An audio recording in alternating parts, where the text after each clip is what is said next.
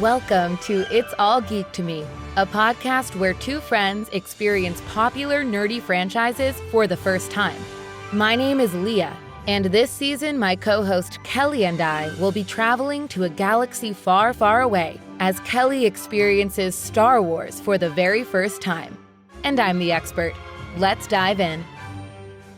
Should I say it? Say it! We're back! We're back! Did you miss us? Not that we took any time away. You saw us We did last not week. take any time away, but we are back with the third and final part of Star Wars Episode VIII, The Last Jedi, which I finally remember the name of. And, exciting moment, they did say it. They actually said it, I feel like, a few times. Well, they said it like it was a few times in the same conversation. Yeah. With different meanings, but, not to jump ahead of ourselves. That's the only reason that I remember it, to be totally honest. I'm excited for you to guess what the next movie's called. Stay tuned. The comeuppance of the resistance. Close.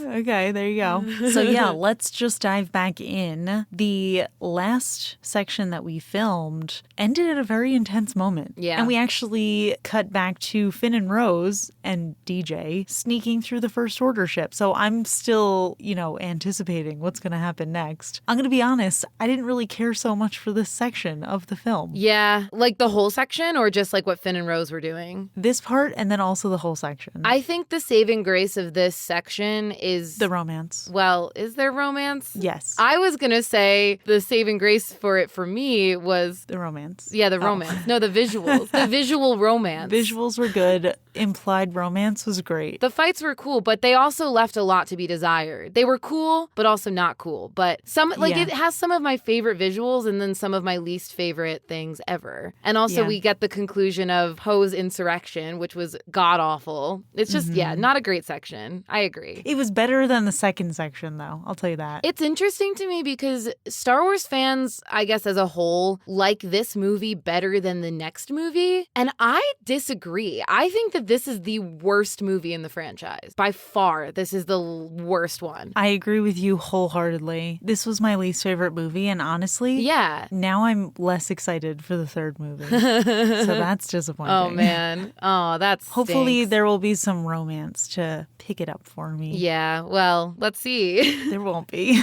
It's just going to be more confusing romance plot lines like this movie had. Very confusing. Well, anyway, let's just dive in. Yeah. So like I said, we start with Finn, Rose, DJ, and they are sneaking through the First Order ship, and Finn leads DJ to this door where the tracker is, and he does something that sparks, and then he gives Rose her necklace back that he took in the last section, and he explains that he basically just wanted it because it's a good conductor. Yeah, interesting. So we're led to believe that he's not as bad of a guy as we originally thought, but then that is squashed pretty very quickly.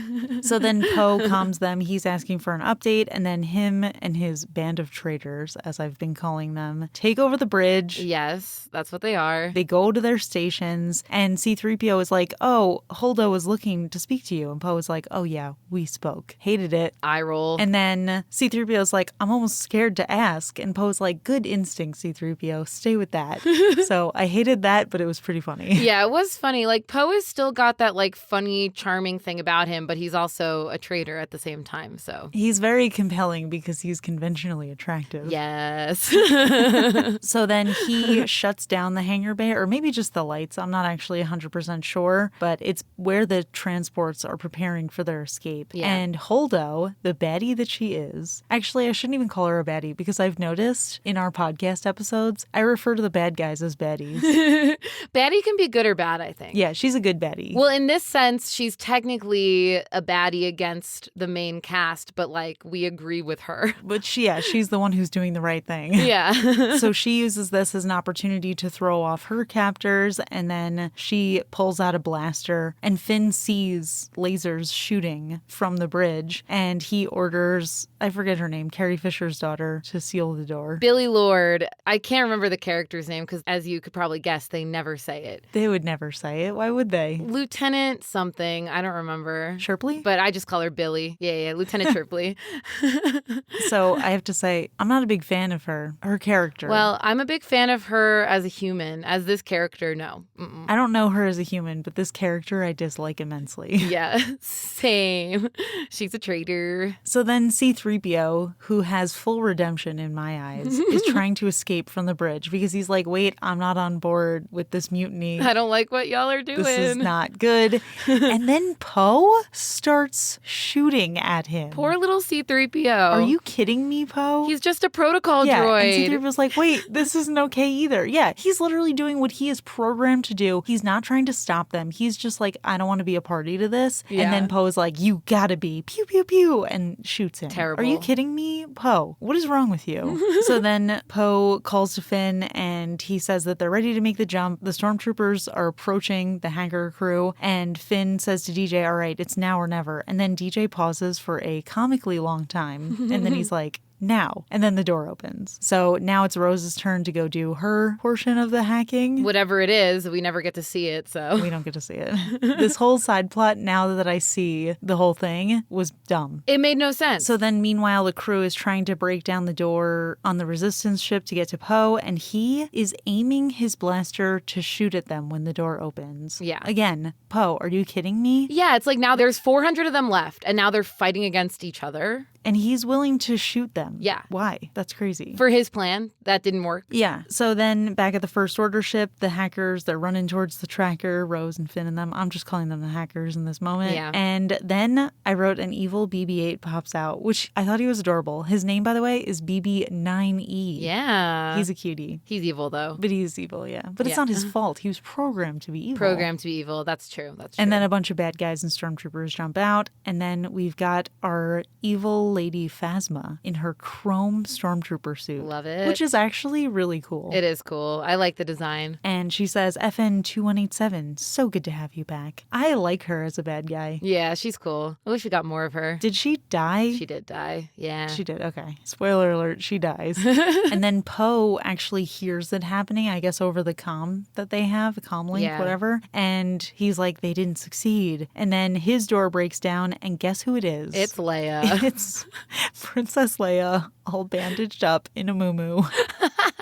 Yeah, it's the worst look of hers. Don't see a lot of cosplayers doing this one. That's going to be my cosplay outfit, with a bandage on my head and a giant muumuu and a cane, and just being like, this is me now, guys. With a blaster or a stun gun. I think it was a stun blaster or whatever. Yeah, so she shoots Poe with it, but I wrote, probably doesn't kill him, unfortunately. Unfortunately. Although, I mean, he does get his redemption, but I still am mad at him. Does he, though? I don't know. We'll discuss it. Yeah. And then the other traitors raise their hand and surrender because they don't want to get shot at. And then we cut to the transports flying away. Poe is loaded onto one, and Holdo and Leia are talking. And I think it was Holdo who says that one's a troublemaker. I like him. Ugh. And I rolled my eyes at that because, again, it's like... I did too. What do you mean you like him? He was literally willing to kill you. Yeah. He basically did kill her in the end. Yeah. And then Leia starts walking onto the transport, and Holdo says that someone needs to pilot the ship in order for the transports to escape. When I tell you, I got full body chills. Holdo is the real hero. She is. Nobody She's else incredible. is. Everyone else sucks. Do you know who she is, the actress? I've seen her in things, and she's usually like the Karen. Yeah.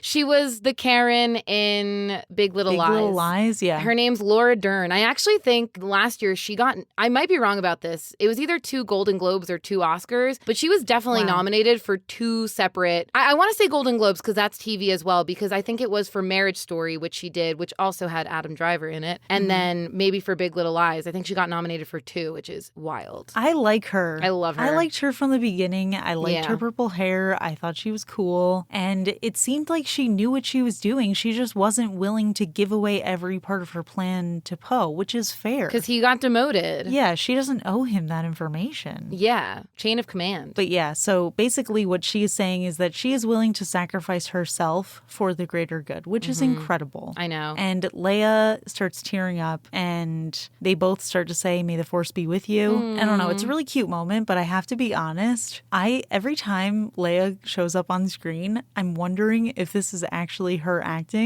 or if it was them rendering it and putting it together. I'm unclear how much is done in this movie, but the next movie is like all of that. It's all taken from outtakes or CGI because she was already passed away at that point. But the weird thing is, I don't know, I just kept on trying to figure it out because she kept on speaking in half sentences. Yeah. Like she was like, too many deaths, can't have more. And I'm like, are they just stringing this together or did they actually tell her to say that? Someone who's listening might know what was done with this movie in particular popular. I'm not sure which scenes were really her and which ones were put together after. I'm not really sure. But I do think that her and Laura Dern are actually like besties in real life. Oh, really? I think they might that's be. Cute. Yeah. So then they fly off, leaving Holdo behind, and I wrote a true hero because she is seriously the hero of the story. Yeah.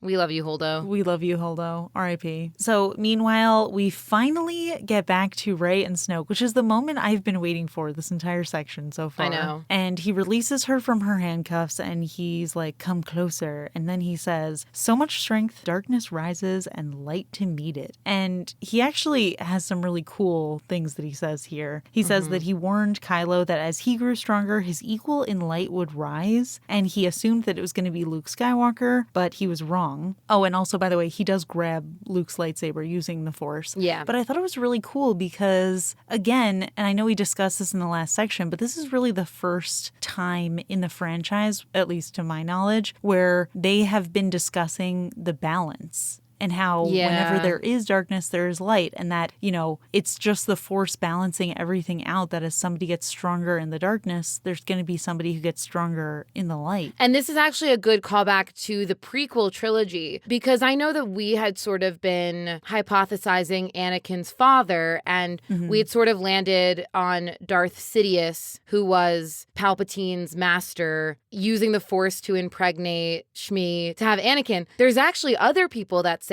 Anakin's inception was the Force's response to Darth Sidious, and Darth Sidious's darkness created Anakin as the balance to his darkness in the light. But he went dark, so. Yeah, but then he ended up being light because there's always a balance. Exactly, yeah. So that was something interesting that someone who listened to the podcast mentioned, and I thought that was really cool. I like that. I like that theory. I'm actually so excited when we finish the main movies to go through and read fan theories. Yeah, because there's so much, and that's what I think is really exciting about this franchise. As much as I like to be negative about it, I do think... Yeah, as much as I'm a hater, I do think that the quote-unquote plot holes that exist do spark some really interesting discussions and fan theories. Yeah, absolutely. So anyway, he floats Rey. The Force, I guess. He's like, come to me, and doesn't wait for her. He's like, come closer. And then he just pulls her and she's just floating awkwardly. Honestly, kind of pulled me out because it just seemed uncomfortable. Yeah.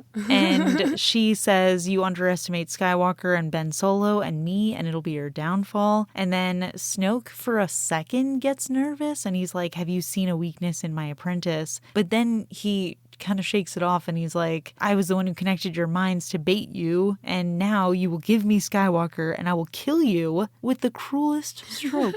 Which is a really crazy thing to admit when you're trying to get somebody to do your bidding. Yeah, very true. But it's also interesting because he doesn't deny that Ben has conflict in him. He just says that he exploited that conflict to get Rey to come to him. So then that begs the question, why did he ask, oh, did you see a weakness in him? Because he knew that there was weakness in him. That's why he used the connection. Right. I think he was pretending to be scared about it. Like, oh no, you saw weakness in him. He's going to turn. Haha, as a matter of fact, I let you see that weakness, you dumb girl. Wait, we should share the fun fact that we learned about Snoke since our last episode. Yeah, oh my gosh. Fun fact we learned, which I'm upset at myself that I didn't know this, is that Snoke is played by Andy Serkis, who also played Gollum in The Lord of the Rings. Which we also watched for season 1. Which we watched for season 1. And didn't he play someone else? And he played the Princess Bride in The Princess Bride. No, I'm just kidding. He was the Princess Bride. He was Buttercup. Wait, no, I feel like he was something else in this. Didn't they send us? It was 3 characters. I thought it showed us. It was something that I haven't seen. Oh, okay. But no, that is a fun fact that we learned. He's just an incredible motion capture actor. He was also in Planet of the Apes. Haven't seen it. Are you surprised? I haven't seen most movies. Yeah. Which is weird for having been a film major.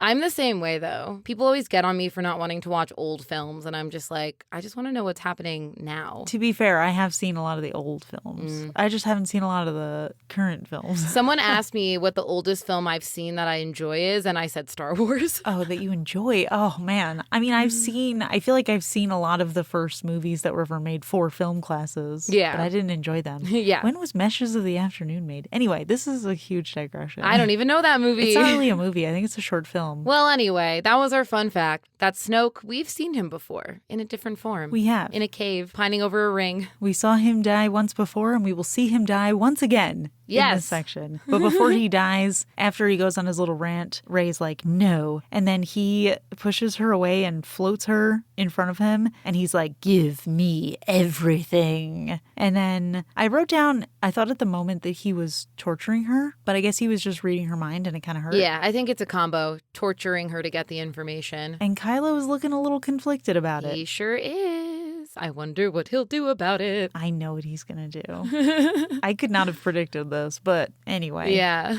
So then Poe wakes up on a transport and he is freaking out. Leia calls him over, and then I was just blown away by this. Yeah. In a good way, though, because I was like, oh my gosh, why is Poe such an idiot that he would think anything otherwise? But basically, Leia and that other woman whose name I never remember explained that Holdo did have a plan. Of course she did. And it was to get the transports to an abandoned rebel base and then call for help, and that the transports could sneak everyone there while the ship was being attacked. And Poe's like, oh, wait, that makes sense. Yeah, and he's like, that could work. What do you mean that could work? That is the plan. Your plan didn't work. Yeah. And she said something to him, too, about, I forget what it was, but basically her... I wrote it down. Oh, you wrote it down. Cool. You say it then. She said that she was more interested in saving the light than seeming like a hero. Yes. Which is a huge burn. Such a burn to Poe, wanting to just be a hero. And I loved it. And he looks very guilty about it. Mm-hmm. Yes. And then we do get a shot of Holdo alone on the ship watching the transports get to the abandoned rebel base. And again, I am just reminded about what a hero she is. Mm-hmm. Forever in our hearts and memories. So then we see the First Order marching Finn and Rose to Hux. And I wrote down, where's DJ? Which was answered pretty quickly. Pretty quickly. So Hux, for some reason, slaps Finn across the face.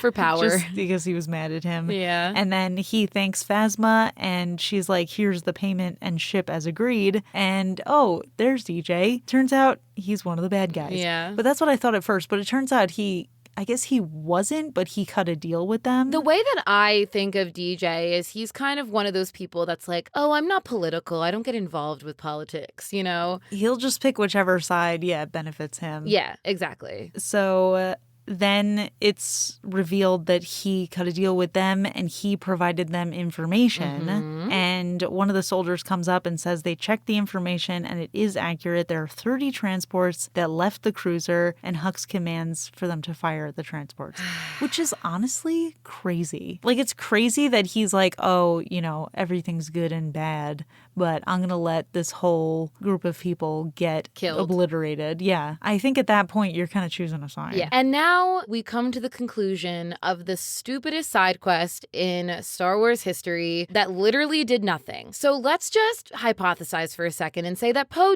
didn't become a traitor and didn't hatch this whole plan. And we never went to Casino Land. We never met DJ. We never did any of that. You know what would have happened? I did like Casino Land, though. But listen, if they never did any of that, they would have gotten on the transport and they all would have made it safely down to Crate, the salt planet, and nobody would have died. Poe doing what he did made them lose half of their fleet or half of the survivors. Probably more than half of the survivors. I would say more than half. The remaining survivors all fit on the Millennium Falcon. Yeah. What he did was, number one, treason. And number two was the reason that majority of them died. And if he never did any of that, they all would have survived. So I cannot suspend my disbelief enough for me to think that Leia then would give him command, that like she does in the end of this. That was the thing that infuriated me. He would have been arrested, and Rose and Finn. Dude, ugh. He should have been killed, honestly. And it did not drive the plot forward at all. It was such a waste of time. And that's why I hate this movie. Yeah. No, I completely agree with you. That was the main gripe that I have with the film. I think that the biggest issue, everything else honestly was pretty good. Mm-hmm. The other issues, quote unquote, that I have are with what the characters have done, but that's just because they're very compelling characters. And I'm like, how could you do this? Right. I don't understand how they thought that this added anything to the story. All it did was take away from the story and make our characters morally gray in a way that doesn't make sense that they would be able to get redemption. Yeah. And I think it made the other characters seem weaker in comparison because, like, Leia letting him take command makes it almost seem like she doesn't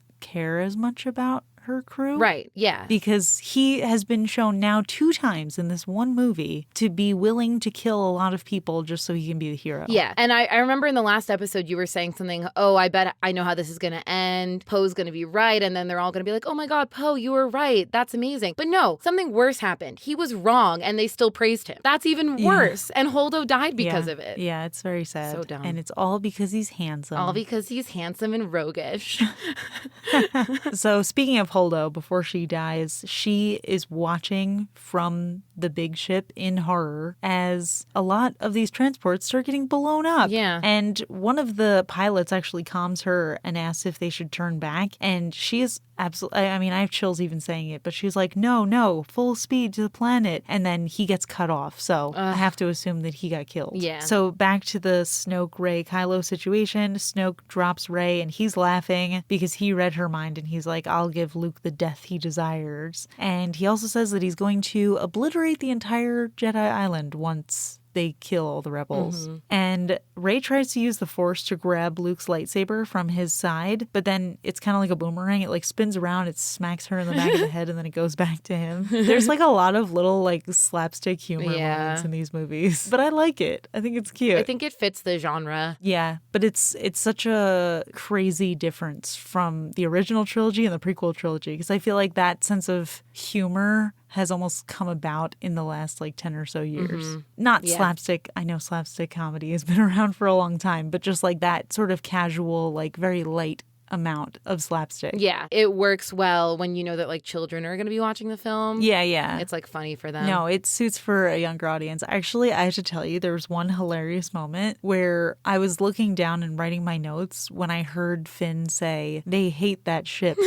And I thought that he said something else and I had to rewind. Oh, what'd you think? Because I was like, whoa, I thought this was a kid-friendly movie. You thought he said ship with a T. Yeah, ship with a T. So anyway, Snoke is basically just laughing at her and he's like, look here now. And then he floats her to this little orb thing where she can see the First Order destroying all the transports. And he's basically like, it's over. There's nothing you can do anymore. And then she uses the Force to grab Kylo's lightsaber. Yeah.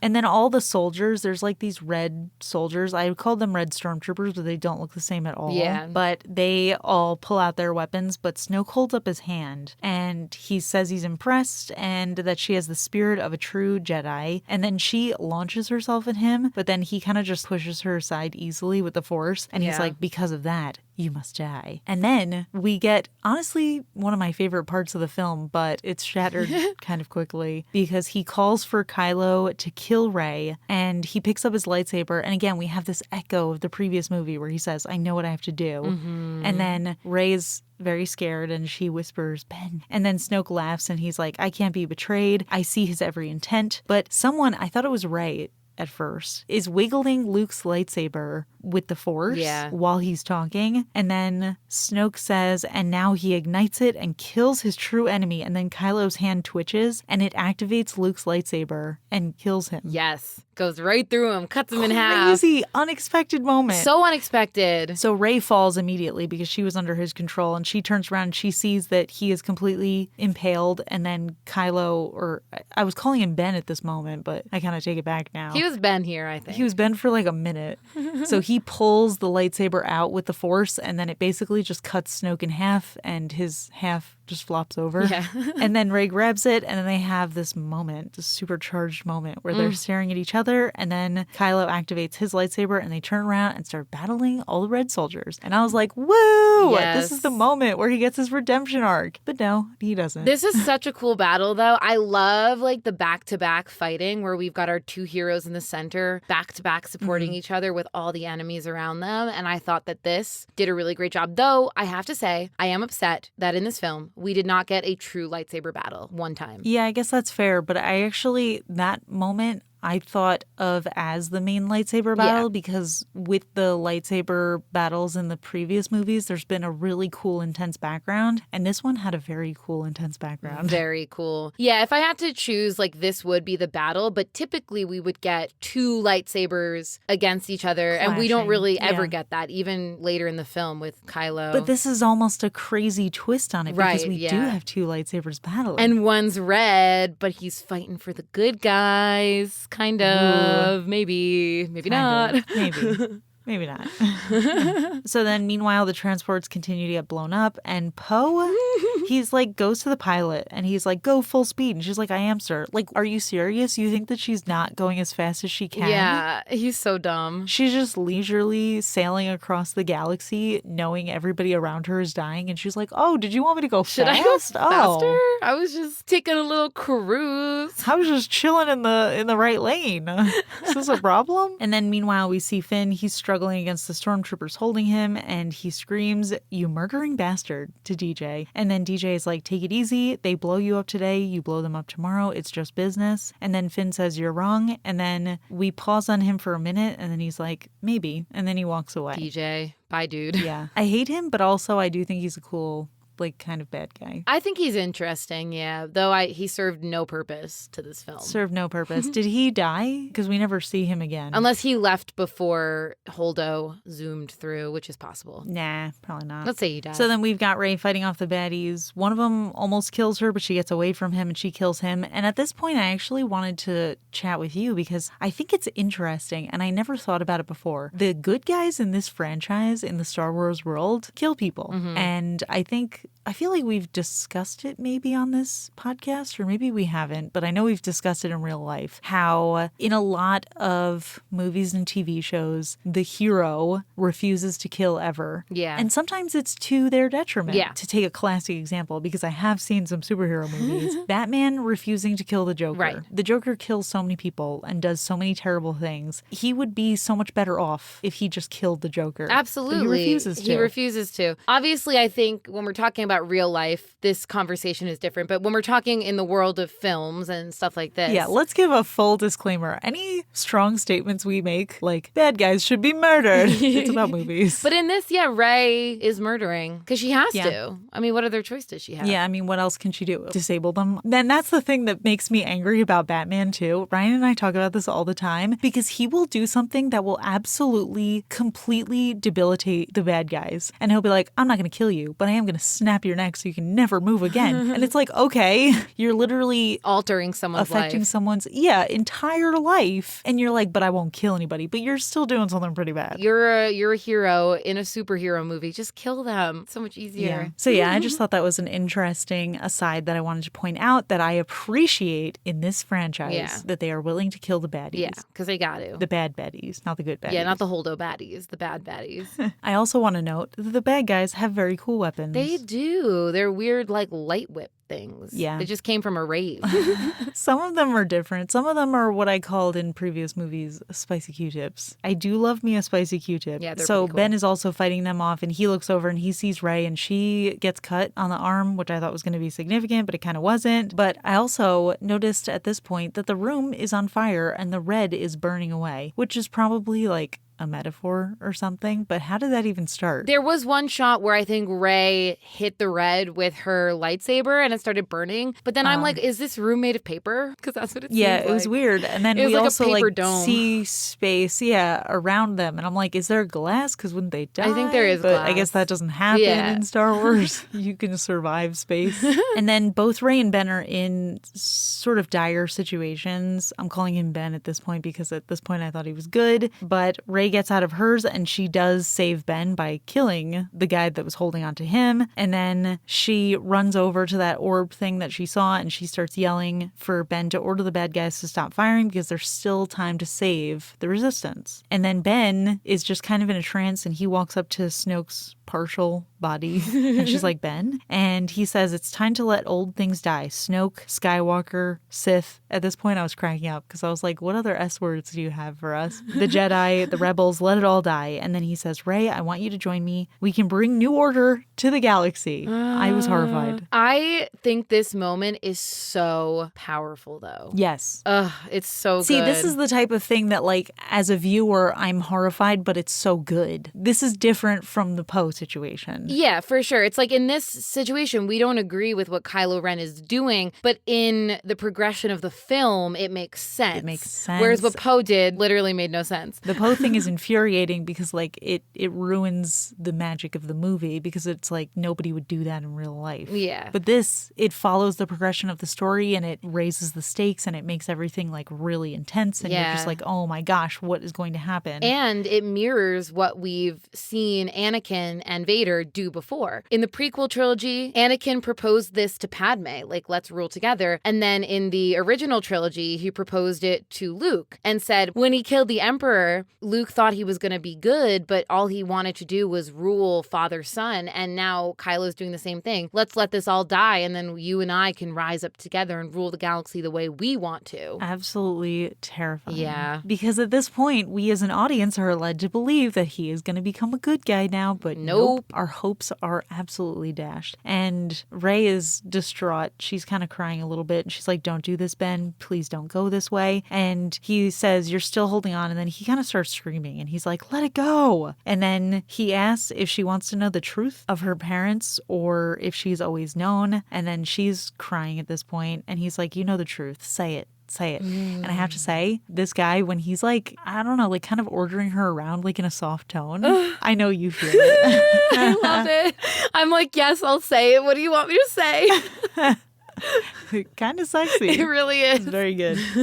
And then she says they were nobody. And he says they were filthy junk traders who sold you off for drinking money. They're dead in a pauper's grave in the Jakku desert. Oh, I have chills even just reading this. But he goes on to say, you have no place in this story. You come from nothing. You're nothing. And she's like sobbing at this point. And then he says, but not to me. Join me. And then he holds his hand out and then his voice actually breaks a little bit. And he's like, please. So really intense moment. Best moment of the film. Oh, so good. And what do you... I say for the 60th time. How do you feel about this reveal of Rey's parentage? I'm upset. I don't think it's true. Yeah. Because everybody keeps on being like, who are her parents? Who are her parents? I saw your parents. I feel like he's lying to her. Yeah. Because why would it be such an important thing? Unless it was just to fake out the audience. Oh, I don't know. It is an interesting thing, though, because prior to this, all we've seen really is that the most powerful Jedi come from the Skywalker line. And, you know, we see at the very end of this film, the very last little scene that we get, we've got this little random kid on Casino Island, I'm calling them all islands, Casino City. I can't think of the name of it. It had a name. That one they told us.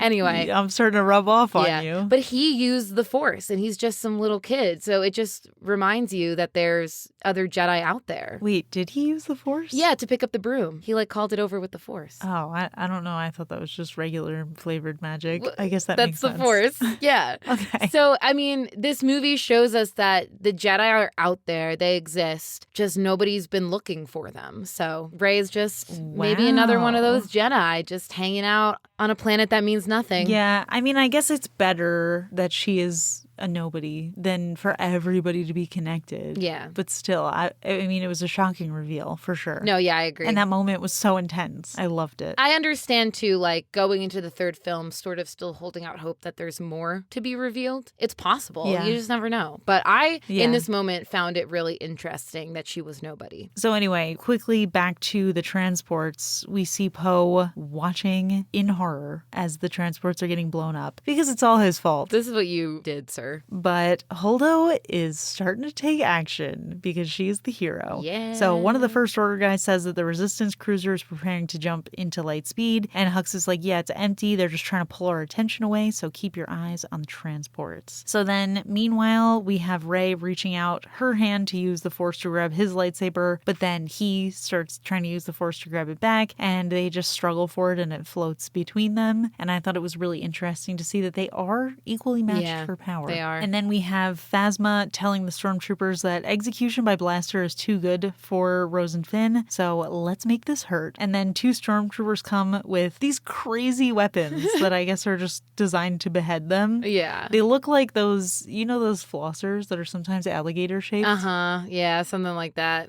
They're spicy flossers. And then Poe and Carrie Fisher's daughter watch Holdo on the ship, and this girl's an idiot because she's like, she's running away. And then Poe is like, no, no, she isn't, because she's not. She's turning her ship on the First Order, and she's going to go into light speed through them. Through the ship. Incredible. Hux sees it as well, and he starts freaking out, and he screams, fire on that cruiser. So then a bunch of stuff starts intercutting at once. All of these stories are kind of all happening at the exact same time, which is a great moment in the film. So Phasma screams execute, Holdo pushes into light speed, and Rey and Kylo's lightsaber that they're fighting over breaks in half. So then, I have chills again. Lightspeed breaks the First Order ship in half, and everything goes silent. Love that. For so long. I love that as a film technique to like drop the sound out in these tense moments. It was so intense. And it actually happened for so long that I thought that my headphones died.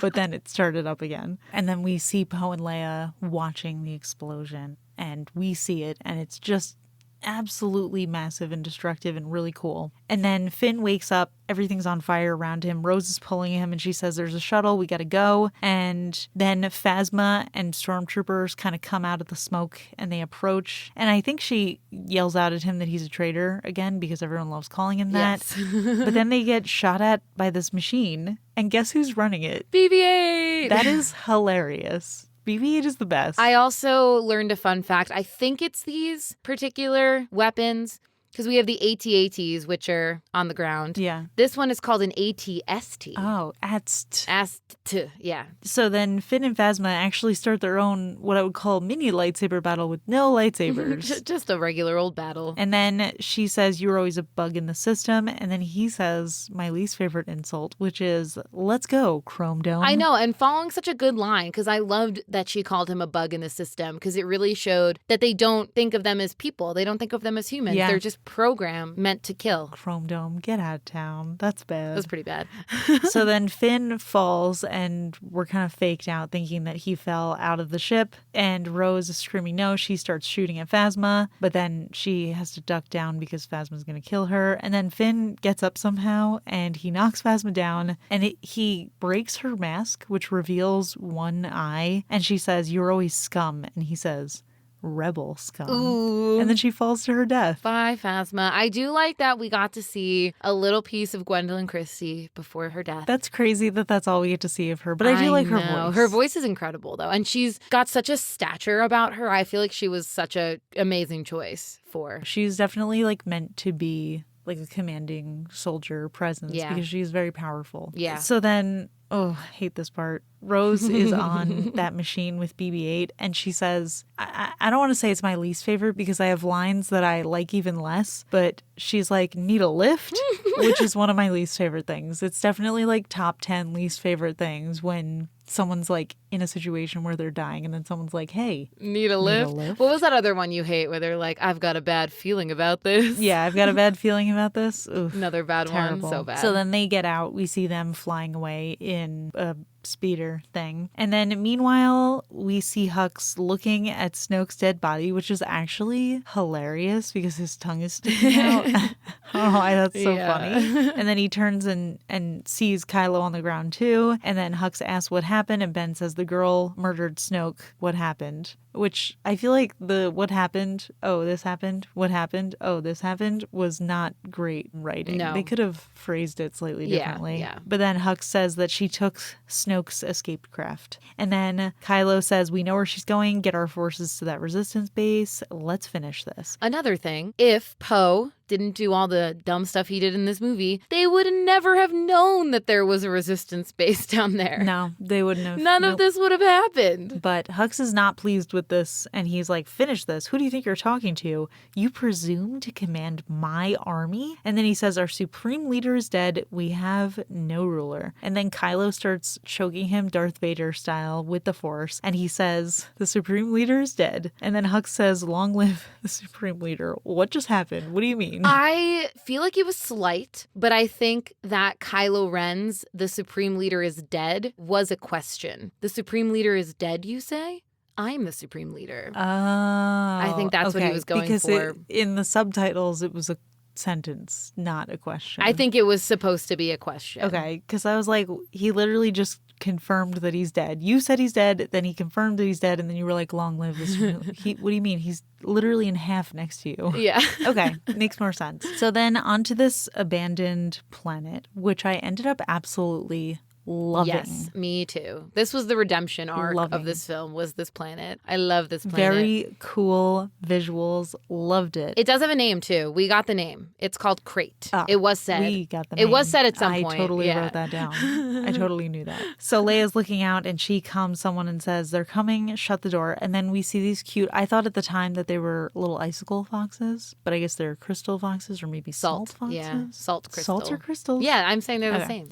So one ship does get in before the door closes and everyone's like shooting at everyone, but then Rose and Finn pop out and they're like, don't shoot, don't shoot. And then Poe's like, Finn, Rose, you're not dead. Where's my droid? Which is not cool. No, Poe. literally not at all. And then BB-8 runs out and then they reunite, which is cute because he's like rubbing his belly. And he's like, oh, he's buddy, I missed you. But he doesn't care about his former love, Finn. I think that Poe is just as much in love with everyone as Finn is, because even when he meets Rey at the end, the way he looks at her, I loved it. They're just as confused as we are. The Disney execs, when they were making this, were like, remember the love triangle that we kind of set up in the first movie? Let's pick completely new love interests for everyone in this movie. And let's see what they do for the next movie. And it's going to be totally different again. Maybe. And then we actually get this really kind of chilling moment where Rose is looking around and she asks, is this all that's left? Rose, this is your fault. You took part in this. I blame you just as much. I wouldn't blame her, but I mean, it's her fault for falling just because these handsome guys were like, we're rebels. Let's do this. And she's like, okay. And she's like, ooh, okay. Y'all are cute. Yeah. A couple of hotties asking me for something. Okay. And then I wrote, somehow Poe is still pretending he's the leader. He's like running around giving orders to people and he's like, the shields are up so they can't attack from orbit. Now let's broadcast a distress signal to the Outer Rim. Why is it him giving these orders? He was demoted. It literally makes no sense because they're like, oh, wow, Poe, you did this thing that got a lot of people killed. That was awesome. Let's make you the leader. Yeah. What's up with that? It makes no sense. Not a fan. No. And then Leia's totally on board with it. She's like, use my code. If there's any allies to the Resistance, it's now or never. I mean, I guess that makes sense because if the rebels are sending a code out to their allies in the Outer Rim, it makes sense to use her code. No, I get that. But like her just being like, yeah, whatever Poe says, let's do it. Yeah, she's just like chilling in the back. Yeah, she's just sitting there relaxing. So then we have Rose taking inventory, but there's really nothing good in this abandoned mine that they're in right now. Mm-hmm. And Poe says, let's hope this big ass door holds long enough for us to get some help. Which again, isn't ass a curse? I don't know. You tell me. Can they not curse? I don't know. I thought it was a kid's movie. I feel like the F word would be a curse. I don't know if ass is a curse. Is ass not a curse? We'll see if we get the explicit marker for our podcast episode. Oh my gosh. Then we'll know. No, but I mean, I'm just thinking, I don't have any kids and I don't want any kids, but if I was babysitting like a 5-year-old and we were watching this movie and then she was like, big ass door, I would be like, dude, you cannot say that. Yeah, that's true. That's true. Anywho, so the bad guys have what they call a battering ram cannon. Yeah. Which is a battering ram, but it's also a cannon, if you couldn't tell from the name. Yeah. And the Resistance realizes that the giant door that they closed is the only way in or out, so they can't escape. And these guys are going to shoot down the door. And Finn says that there are allies who will come. We just need to buy time. And we have to take out this battering ram cannon. Basically just a mini Death Star. Yeah. So then we have, I guess the Resistance makes little trenches. Yeah. Which, how? Number one. When did they have time? And two, trenches like that make no sense when there are ships flying above you. Because you know what they could do? Yeah. They could just fly above the trench and kill all of you. Yeah. And then you're trapped. It doesn't make sense, but it does show the cool salt that's red. Yeah. And the reason that we find out that it's red is because one guy is walking out and then for some reason a soldier decides to lick his footprint, which is what I would do. So I don't blame him, but it's not a very soldiery thing to do. To be like, that looks good.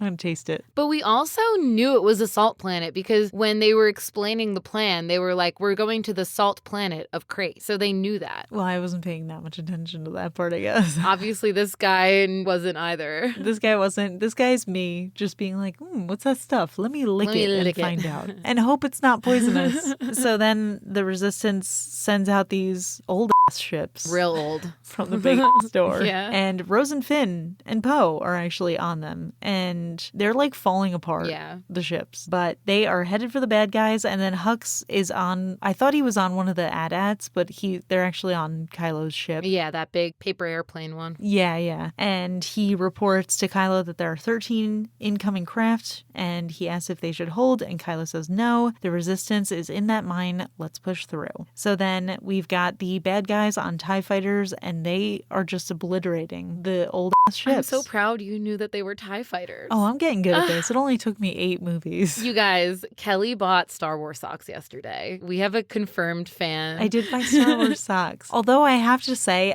so I bought a little set of socks with all of the bad guys of Star Wars on it, which I thought would be pretty cool. Why is Boba Fett considered one of them? He was in the movie for like 2 minutes. There's more Boba Fett to be had. Boba Fett's not over yet. Because I'm just like, I don't know if I can wear them yet because I don't know I didn't know anything about him. In fact, if I recall correctly, I didn't even know who he was until after he died. And then you were like, that was Boba Fett. And I was like, oh. It is interesting because Boba Fett, we do see more of him in some of the side series, but he didn't get reintroduced until very, very recently. But there is a whole show called The Book of Boba Fett. Wow. Okay. I didn't watch it though. I didn't like it. I said I'd give it another shot though. I would try it again. But yeah, I'm trying to commit these things to memory now because I'm a true Star Wars fan who wears Star Wars socks now. Heck yeah. And guess who is coming to save the Resistance? Chewie and his new porg friend. I love that I keep asking you to guess as if you don't know. Guess who's coming. Who is it? It's Chewie. And guess what? He has a porg with him. And I like that the porg is trying to imitate Chewie. The way he's like screaming. Yeah. Wah!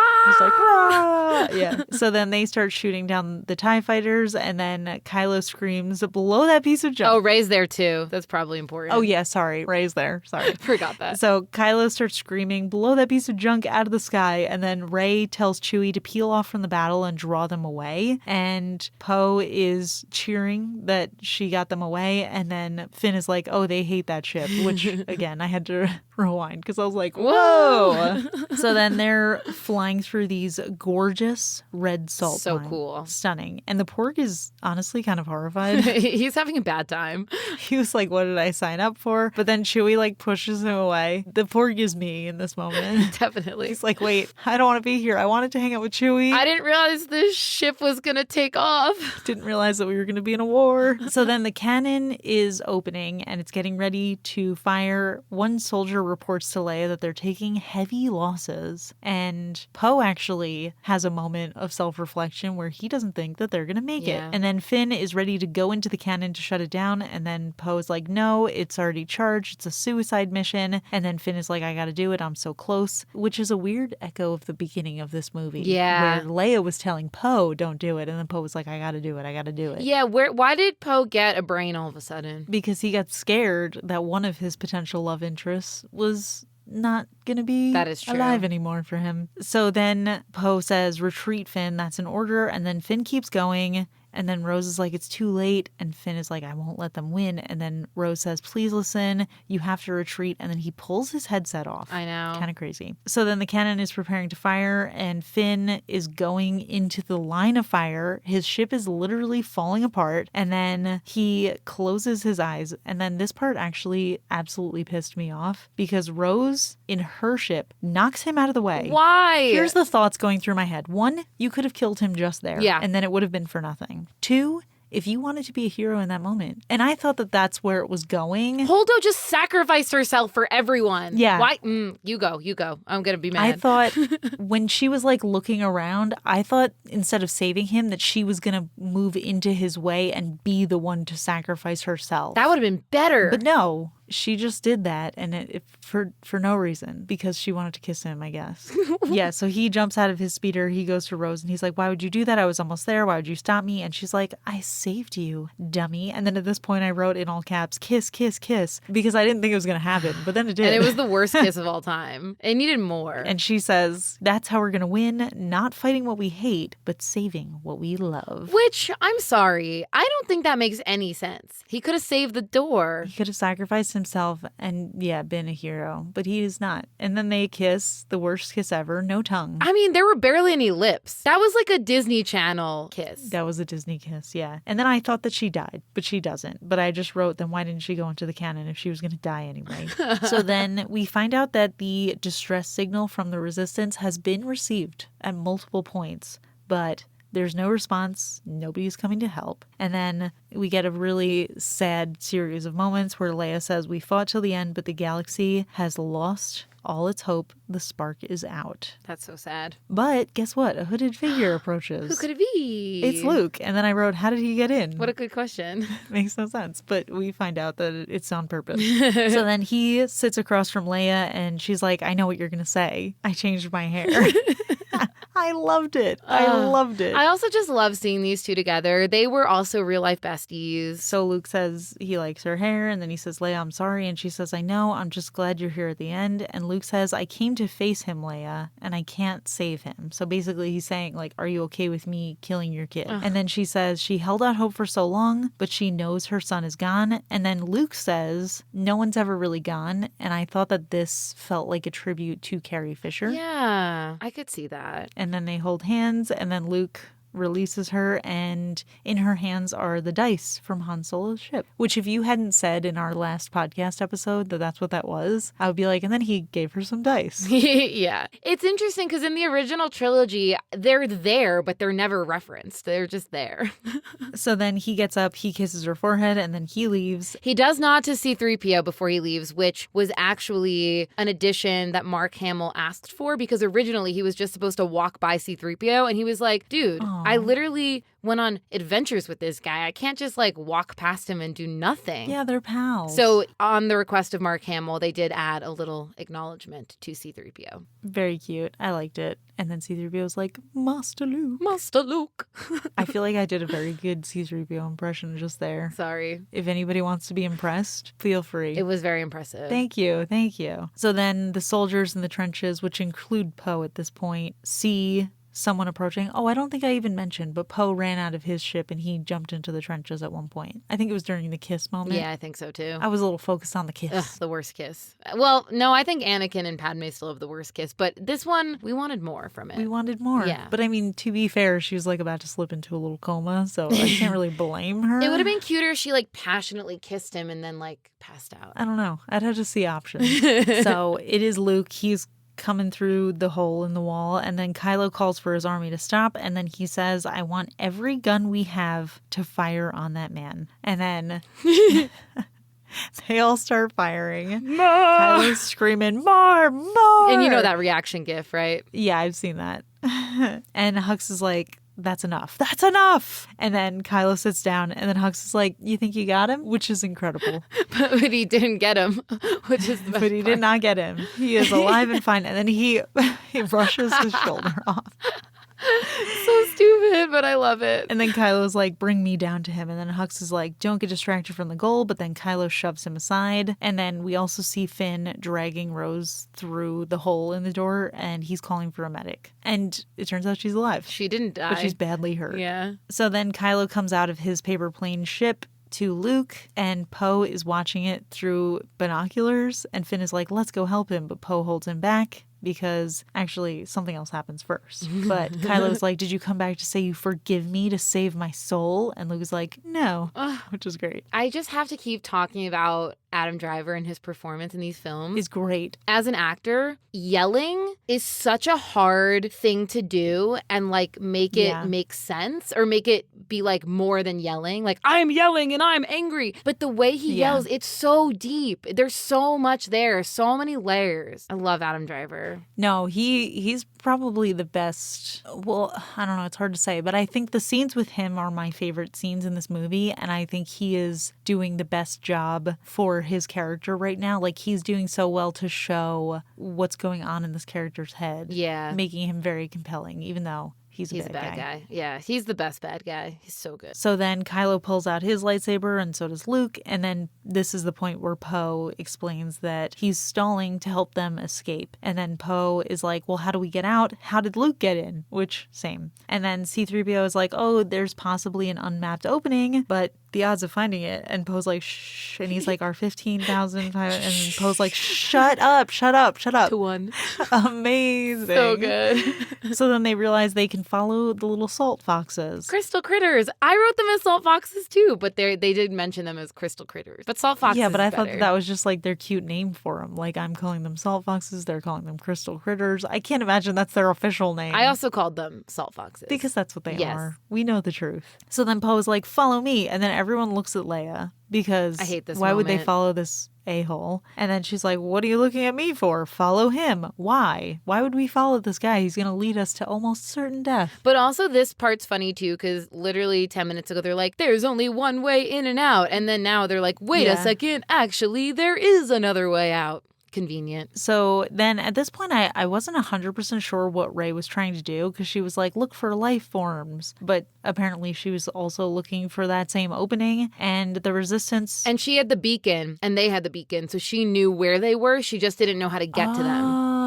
Oh, okay. That makes sense. Yeah, because I saw the little flashing on the wrist, but I thought that was something that was going to happen with Leia, but I don't know. But yeah, so the resistance realizes that the foxes are actually just squeezing through a tiny opening in a bunch of rock. And Rey gets to it at the same time on the other side. So it seems hopeless for a second, but I feel like it's easy to know that Rey is just going to use the Force, so not that high tension. She said something like lifting rocks. I wasn't sure if that was a reference to the original trilogy with Yoda. Yeah, I think so, because that was sort of like the first lessons. Yeah. Maybe that was lesson number 3 that we never got to see. Oh, perhaps. So then Luke and Kylo are facing off, and Kylo finally attacks him, but Luke is not attacking back. He's just dodging. Yeah. Which I was thinking at this moment. I was thinking, oh, like how Leah said, that you want to dodge so that you get a feel for your opponent's battle style. But no, that's not why. Not really, yeah. But Luke says, I failed you, Ben. I'm sorry. And then Kylo's like, I'm sure you are. The resistance failed, the war something, and once I kill you,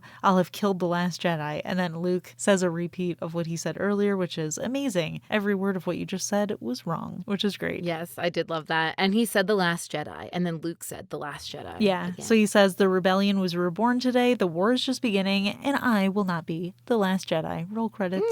And then we cut to Rey. Right after he says the Last Jedi, we cut to Rey, so we know that she is the next Jedi. Yeah. And she is pulling away the rocks using the Force. Love to So see then it. the Resistance is looking out at her, and then they rush over. Finn runs up to her and hugs her, but at this point I wrote, I like it, but now I want Finn and Rose to be a thing. Well, they did kiss, so. Yeah, there's just, I don't know, it's a good vibe there. Even though I'm mad at both of them, but I'm still fine with it. There is a moment later, too, like right before Rey sits down and talks to Leia. She looks over at Finn tending to Rose. And realizes she missed her chance. Yes, I feel like that was the intention of like, oh, I'm happy for them. Now I'm in love with this evil baddie guy anyway, so. Yeah.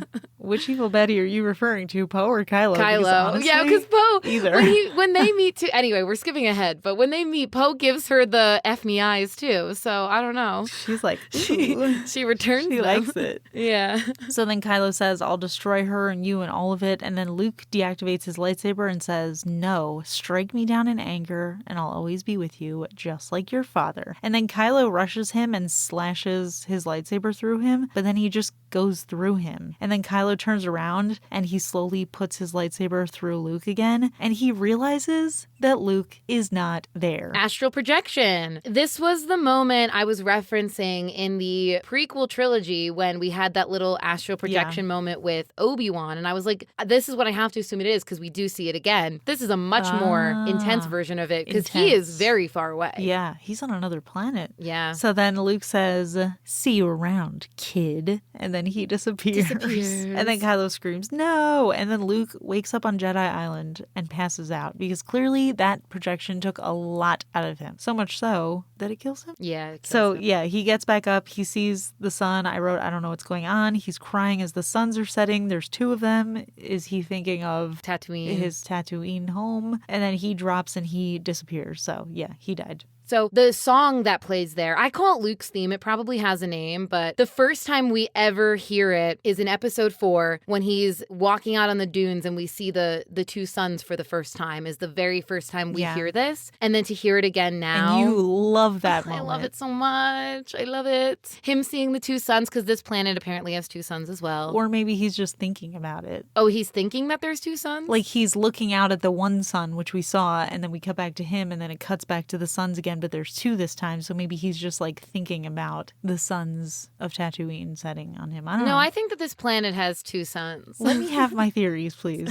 So then Kylo and his stormtroopers are marching into the mine, and Hux is there too, but he's like looking angry, which is fair because he's an angry man. Yeah. And then Kylo goes in and he looks around and he kind of drops down and it seems like he's picking something up, which we find out what it is in a second, but he sees Rey, she sees him, presumably in their like little force connection because they're not in the same spot. And then she closes the door on him and then we look down and see he is holding Han's dice and then they disappear. Yeah. And I also like this moment with Kylo and Rey because it shows that even if Snoke connected them, for some reason, though Snoke is dead, they're still connected. Because they're in love. So then the Resistance is reuniting with Rey and Chewie and C-3PO. And it's actually a lot of cute moments. Yeah. Everyone's hugging. And then we get the sexy moment where Poe is introducing himself to Rey and she's like, I'm Rey. And he's like, I know. And then she gives him this smile like, I'm curious about you, handsome devil. Ooh,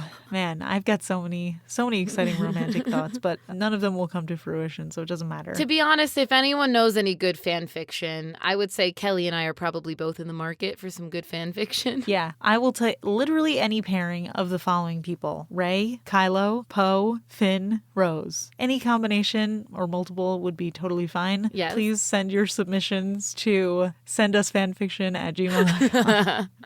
Or you could tweet at us. Just feel free to tweet us some good fan fiction. We will enjoy that. Yes. So then we see the moment with Finn tucking Rose in and Rey watches and she's like, man, I missed my opportunity for that sexy guy, but I've got two other sexy guys on deck, so it's fine. And then Leia sits down with her and then Rey says, Luke is gone. I felt it, but it wasn't sadness and pain. It was peace and purpose. And Leia says she felt it too. And then Rey asks, how can we build a rebellion from this? And Leia says, we have everything we need. And then I don't think it was intentionally this way, but the way it made me think of seeing the Falcon going through hyperspace, I was thinking like, man, everything they need is just on that tiny little ship. That's kind of sad.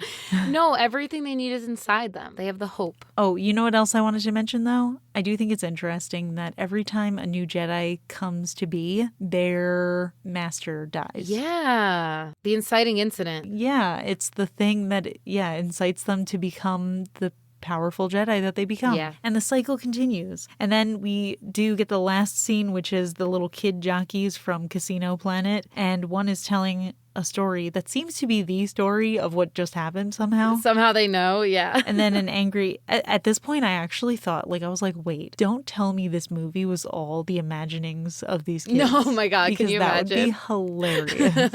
But then this angry alien runs in and he's like, get back to work. I assume he says that because it's in an alien language. But they all run back to work. And then one goes outside to sweep. He looks out. He sees a ship going into hyperspace. And then we see he's wearing a rebel ring because he's a rebel now. And he did use the Force, so he's a little Jedi in the making. Or maybe just some other flavor of magic. Who knows? Who could say for sure? This is the magic that exists in this universe, so I'm going to say it was the Force. But we don't know for sure, so... We'll find out. We'll find out. Or we'll never see that kid again. You know, one or the other. I will say, I was surprised and grateful to see that the kids weren't murdered. Me too. They probably just got a stern talking to. I don't know. I don't trust them anymore. I don't trust these bad guys because bad guys in this franchise love to slaughter little kids. Yeah, that seems to be a theme. Yeah. But not Anakin. He would never. Except for those 2 times. Except for those 2 But aside from those 2, he probably wouldn't do it. Although, honestly, I wouldn't be surprised if he does it multiple more times as Darth. Yeah, in the time we didn't see. But anyway, that is the end of the movie. Yay! And we only have one more movie left in this trilogy. And it's called Star Wars Episode IX, Resistance is Coming. Wait, I'm going to give you one word that it has in it, and then you're going to have to come up with the rest of it. Deal. One of the words in the title is Skywalker. The Skywalker Rises. Whoa! Is that what it's called? The Rise of Skywalker. Oh my gosh. Oh, she's got the Force. I knew it. I know everything about this franchise. I know everything. Wait a second. How does that make sense when every Skywalker is dead? Interesting. Oh my gosh. If Rey turns out to be a Skywalker, I am going to be mad. Yeah, because then her and Kylo would be related. Because how? And how, yeah. How would Luke not know? Unless if she's the other sibling of Kylo, but then he would know. I don't know. I'm already mad in anticipation. We'll see you guys next week for the rise of a Skywalker. I have to assume it's Leia because it can't be Rey. I'll be mad if it's Rey. And that's it. See you next week. See you next week. You've been listening to the It's All Geek to Me podcast, hosted by Leah and Kelly. Make sure to hit subscribe in your favorite podcast player and give us a rating. You can also follow us on Twitter at All Geek Podcast. New episodes drop every Thursday. See you next week.